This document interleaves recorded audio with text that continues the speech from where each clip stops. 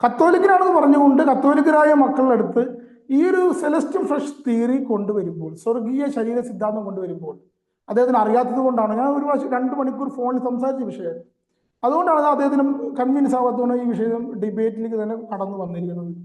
നിങ്ങൾ ശ്രദ്ധിച്ചു നോക്കൂ, കത്തോലിക്ക സഭയിൽ ഒരു വിഷയം ഡൗട്ട് വന്നാൽ, ബൈബിളിൽ ഒരു വിഷയം വന്നു, സംശയം വന്നു, ചോദ്യം വന്നു കഴിഞ്ഞാൽ എന്ത് ചെയ്യും? സ്വയം തീരുമാനിക്കില്ല.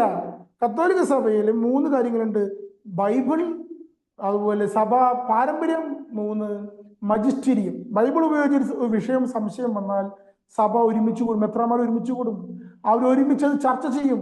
അതാണ് സഭ പാരമ്പര്യം എന്ന് പറയുന്നത്. അതിലൂടെ തെളിഞ്ഞു വരും ഇന്നതാണ് എന്റെ സത്യം. എല്ലാം ഇതേപോലെ ഈ 2 പേര് നടത്തിയ ചർച്ച പോലെ നല്ല പണ്ഡിതന്മാരായ വ്യക്തികൾ ഈ വിഷയത്തെ കുറിച്ച് ചർച്ച ചെയ്തിട്ട് സുവനദോസം ഉണ്ടായിട്ടുള്ളത്.